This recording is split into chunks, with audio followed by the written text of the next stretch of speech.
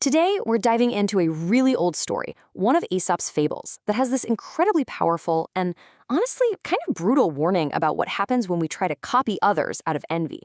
Let's jump right in.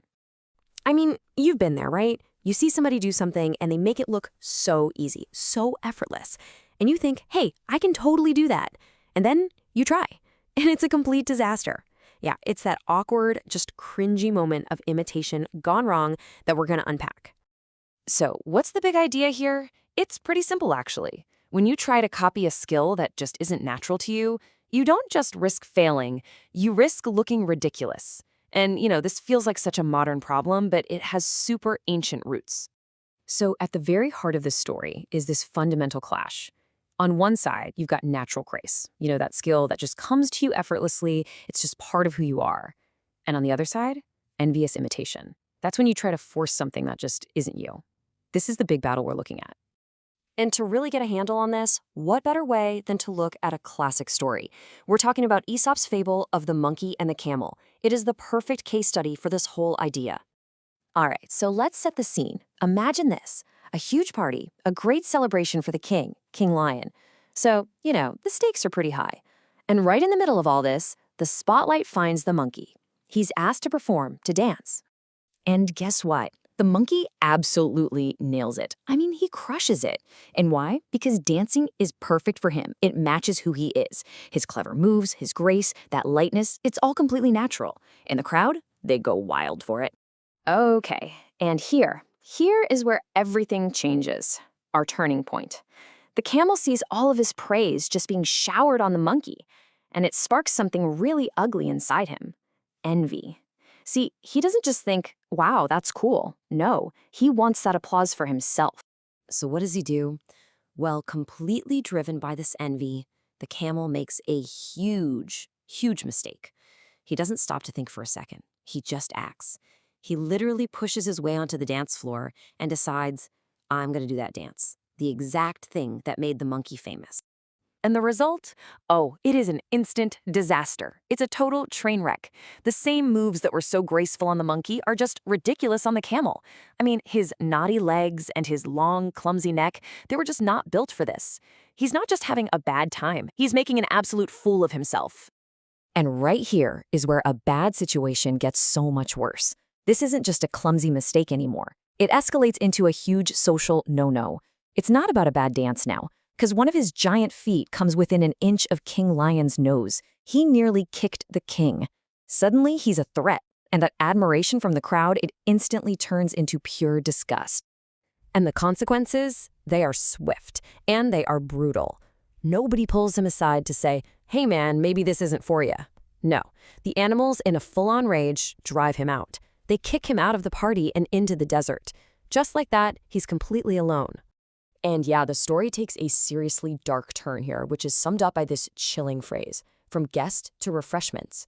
We're way past simple embarrassment now. This is about the brutal, violent cost of getting the social math completely wrong. So let's break down who's who in this little drama. The monkey, he's the picture of natural, effortless skill. The camel, well, he's the envious pretender.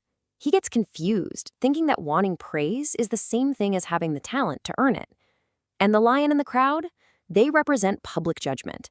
And it's a harsh judgment, ready to punish anyone who becomes a nuisance instead of adding value.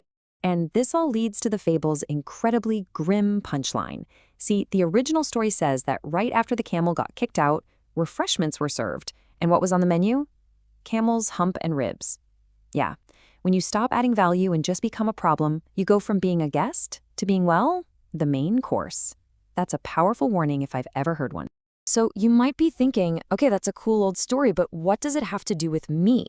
Well, the thing is, this whole camel dynamic is absolutely everywhere. You see it in our social lives. You see it at work. You see it all over social media. So let's take a look at how this ancient fable plays out in our world today. Okay, let's start with your personal life. Picture this. You're at an event, and a friend gives this amazing speech, and everyone's cheering for them. That little green monster, envy, starts whispering in your ear. So at the next wedding, you decide to grab the mic, totally unprepared. The result? Total cringe. It's just awkward for everyone. And here's the trap, and it's a big one. You believed that just being confident was enough. But confidence is no substitute for actual competence. It just isn't. Or think about the office. You've got a brilliant tech specialist, a real genius at what they do, but they see the charismatic salesperson getting all the attention and bonuses. So they insist on leading the next big presentation to a client, and they totally bomb. Why? Because pitching isn't their dance. They forgot about their own incredible strengths, their own hump and ribs, all because they were chasing someone else's spotlight. And in the end, the whole team, the whole company, suffered. So what's the takeaway here? What's the solution? Look, this isn't about telling you to never try new things. Not at all. It's about self-awareness. It's about knowing yourself well enough to find the place, the environment, where the things that make you unique are your greatest strengths, not weaknesses. It's not finding your desert. Okay, so how do we actually make this a part of our thinking? Well, here are a few powerful mantras that come straight from the lesson of this story. Things like, I am secure in my own unique design, or I do not compete for praise in arenas that do not fit me. And my favorite, I am a camel of the desert, not a monkey of the court.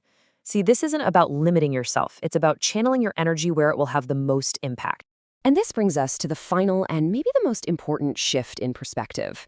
You have to stop looking at your unique qualities, your hump, so to speak, as some weird thing you need to hide. It's not a deformity. It's a reservoir of strength. It's your collection of core, reliable talents. It's the very thing that helps you survive and thrive on the long, tough journeys. It's basically your superpower. Which leaves us with one last big question to chew on. Think about it. The camel was a total fool in the king's court, right? A disaster. But what about in the desert? Out there, his toughness, his strength, that hump, those things would make him a king, a hero even. So maybe the most important question isn't just, what are you good at? But where does that skill make you a hero?